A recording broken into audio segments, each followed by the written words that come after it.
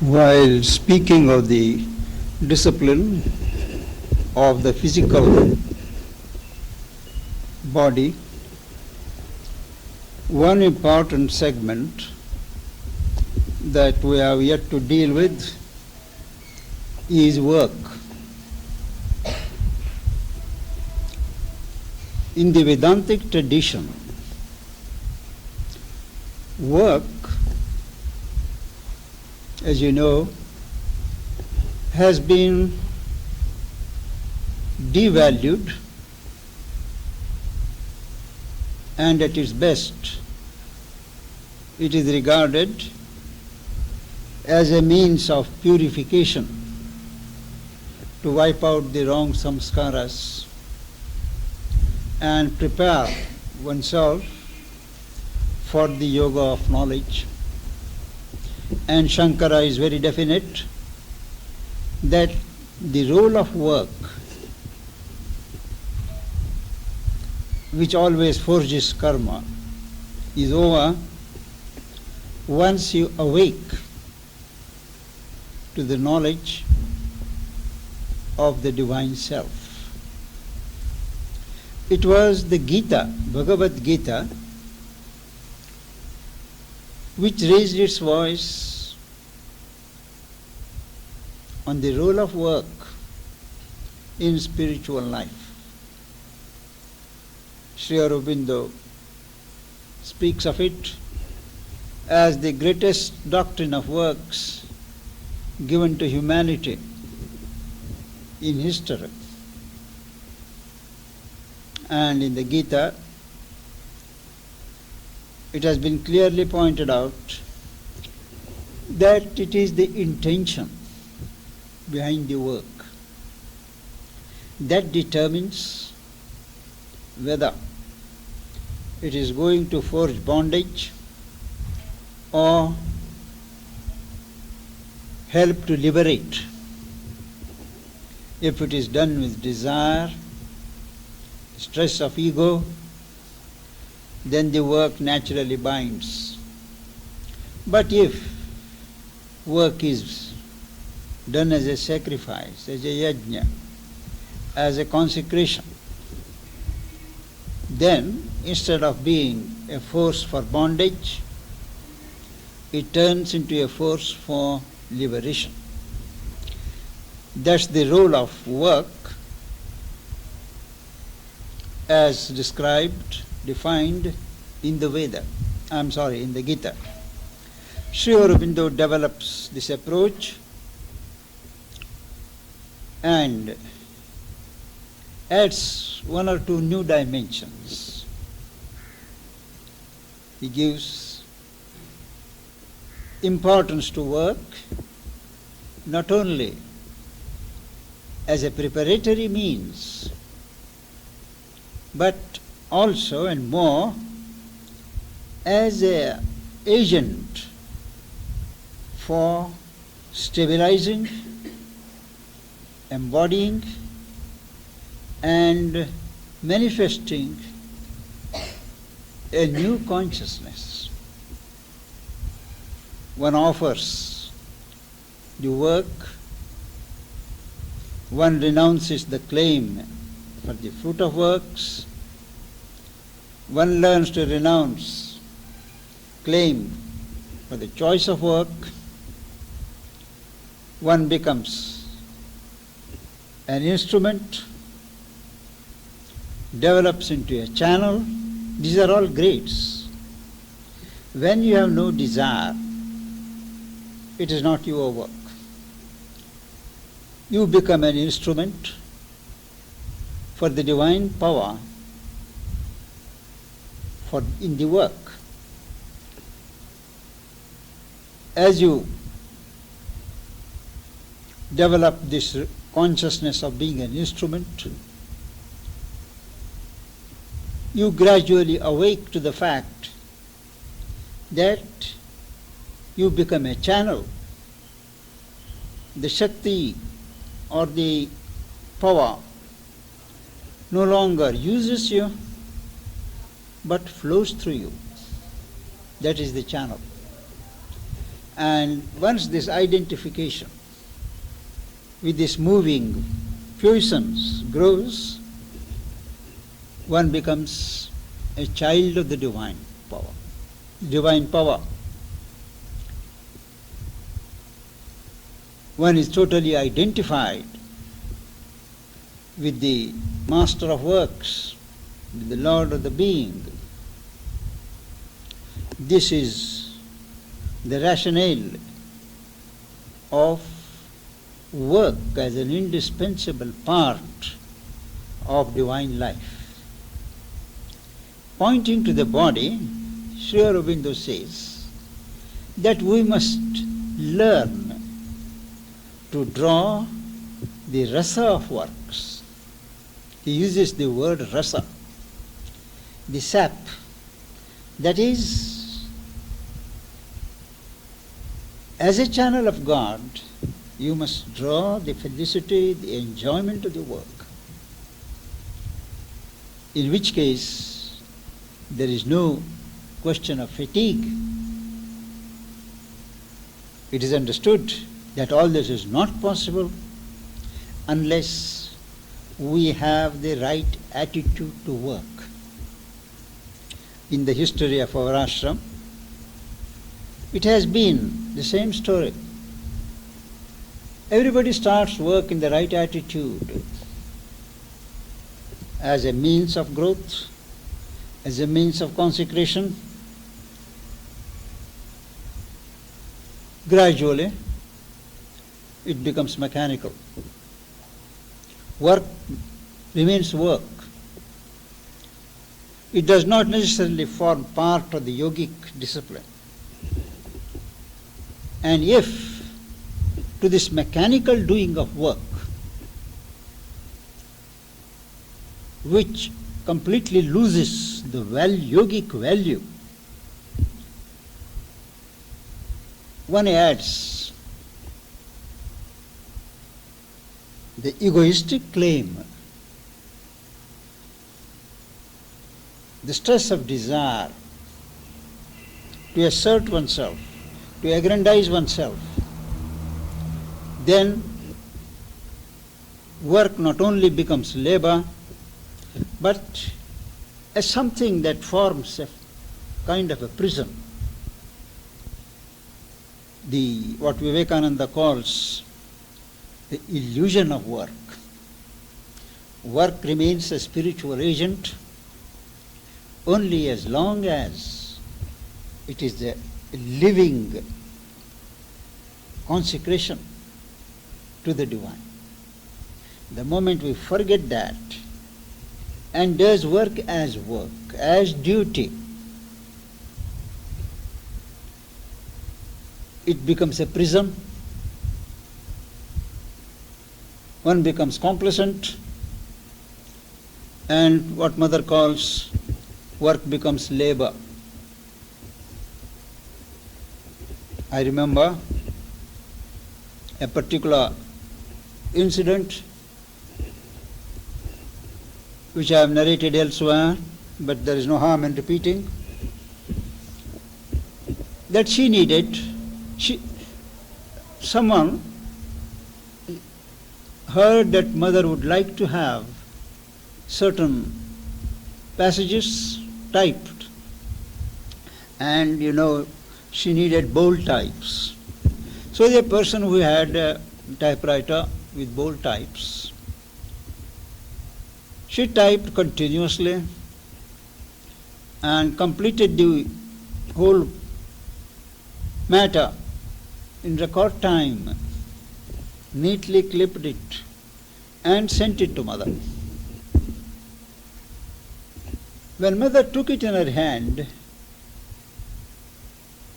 she turned to one of the secretaries who handed it and asked who did it. He thought she was going to give a compliment, and he told the name. She said like this, "It is labor." The person who did, the person who completed it in time, she didn't have that consciousness. that it is something in which her consciousness must go. It is a means of consecration. Instead of that, the stress and the emphasis was on completing its work, sending it to mother, getting a compliment. This is the story of many people. And unless one is very careful, very attentive, very vigilant, work has a way of entrapping a person, just as reading has. I have drawn attention to this aspect of the life here in that small book, Pitfalls. So that far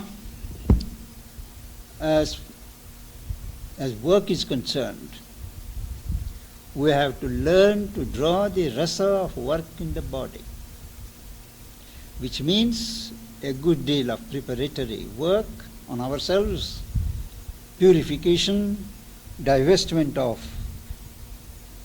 motivation of ego and desire, and a vigilance to see that in the course of work we are not factors for disharmony, for friction, to assert our will. Work is not intended to be a battlefield for egos, but as a means for consecration, making sacred. Consecration is to make something sacred.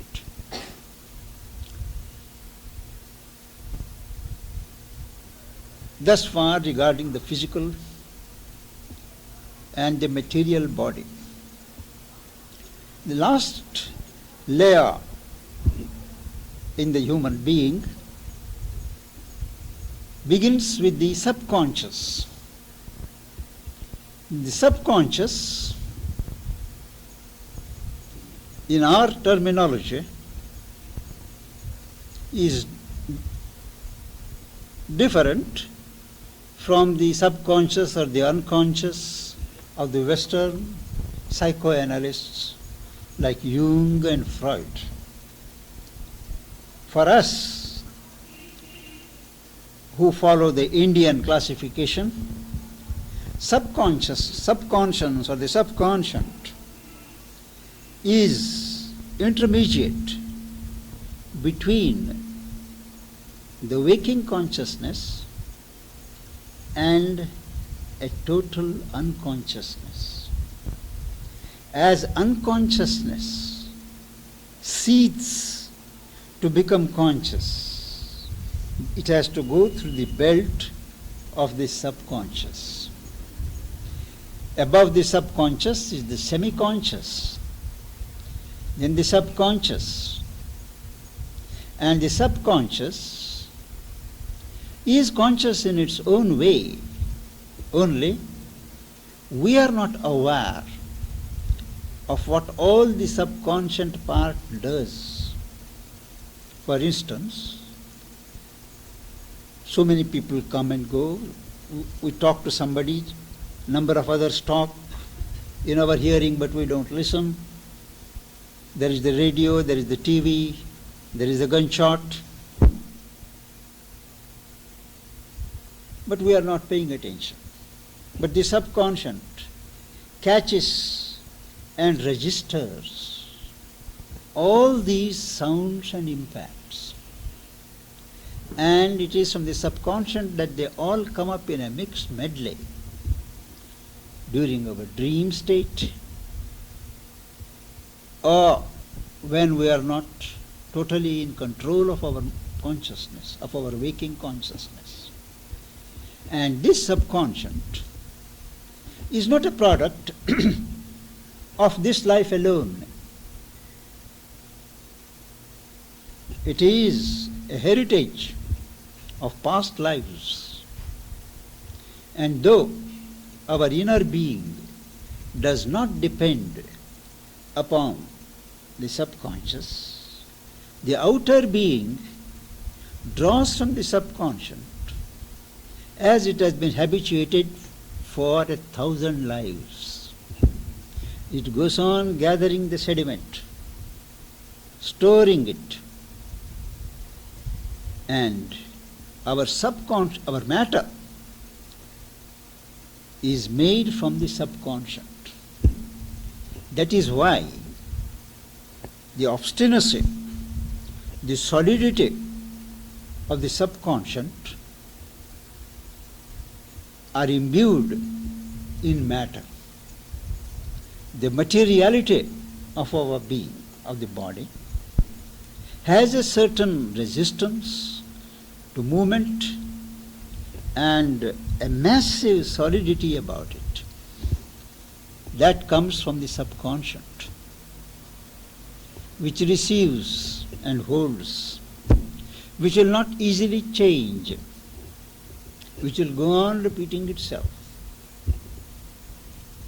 And in a yoga of transformation, the subconscient naturally has to be opened up to the light and the force of the higher consciousness, with active participation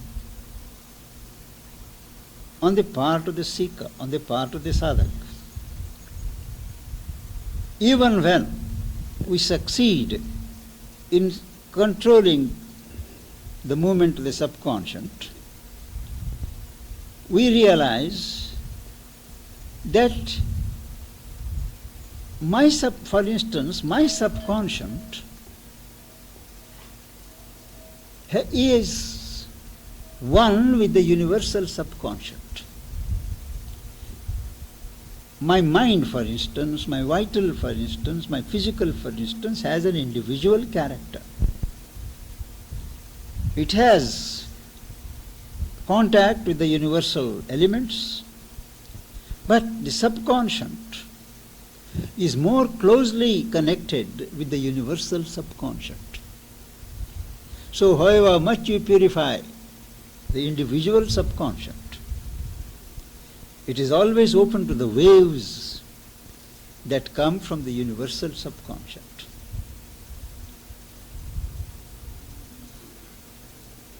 And that is where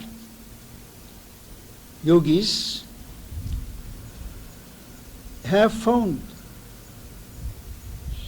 ineradicable difficulties when they came to the subconscient levels, because they were always open to the invasions of the universal subconscient. And till that is tackled with reasonable success, no individual can be perfect.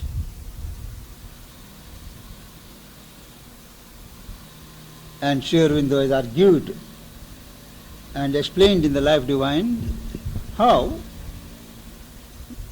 no power, no force lower than the force of the truth consciousness can transform the subconscious. It always gets diluted. Any lower power gets diluted, gets mixed up, and loses its potency. It is only the truth conscious power that can deal without getting diluted, without getting obscured. And when this subconscient is changed, it becomes a center of great support, because any gain that is registered there is not easily given up. Its very imperfections become its virtues. Now, where we have known where the psychic is situated, where is the vital, the higher vital, the lower vital, now where is the subconscient center in our being? The center of the subconscient is below the feet, at the base of the spine, Mooladhara, there is the center of the physical. All physical centers, physical desires, greed, and things like that are governed from the basal center at the end of the spine. But the subconscient center is below the feet. Though its center is below the feet, it can be felt anywhere. The shadow of the subconscient can be felt in our mind, in our emotions, in our vital movements, and of course in the physical body. And this region of the subconscient, below the feet, has many grades. They are what are called in our scriptures Patala. Patala is the nether kingdom. Then they have got, I believe, 6 or 7 divisions, each more gross, each more condensed in conscience, and Patala, Vitala and others. They are all below the feet. Of course, when we speak of feet, it means the subtle physical feet. We can't see it, but we can feel it. And as the subconscient goes down and down, we come to the inconscient. Inconscient is an area or a range of our being which is totally devoid of any overt sign of consciousness. Overt sign, a visible sign, there is none. No movement, no response to any stimulation, as if it is dead. But it is only as if. Even the inconscient holds in itself a consciousness. The inconscient can be described, as Sri Aurobindo does in Savitri in number of passages, as a conscious, the superconscient in trance. The superconscient is beyond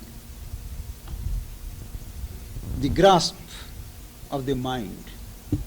Similarly, the inconscient also is beyond the grasp of the mind. But the inconscient is a tranced state, involved state of the superconscient. And it is because the superconscient is there involved in the inconscient. Chitti is involved in a chitti, that gradually there is an emergence of the involved consciousness. That completes the circle. What is superconscient is involved in the inconscient, and on its own spur it emerges step by step and travels back. This is the course of evolution of consciousness. And there are passages in Savitri, also in mystic literature of different traditions, where this total state of darkness, darkness is a figure for unconsciousness, where there is no consciousness, no sensation. It is called non-sentience. In that utter darkness, there is the luminous being. The Creator is pictured as lying in a state of tranced sleep. And the same vision has been described in different traditions. The Jewish, the Buddhist, the Hindu, I cannot speak for other traditions like the Mayan or the other South American traditions, but still the tranced state of the superconscient in the inconscient is pictured as a luminous being with the eyes closed. In the chapter on where Ashwapati goes down to find the cause for the failure of life, the cause of evil and falsehood, and almost in the last section there is this description of the divine being.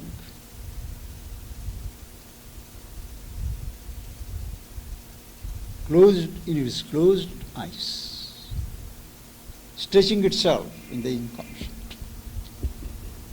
Mother has described her encounter with this being in a number of passages, visions, and what is distinct about Mother's encounter was that while everybody has described that luminous being as half inclined with its eyes closed, when Mother looked in, that being opened his eyes. The being opened his eyes. Mother describes it in a memorable way, but it is indicative that the time has come for what is involved, the light that is involved, to emerge and manifest. This is where we stop our study of transformation as developed in the letters.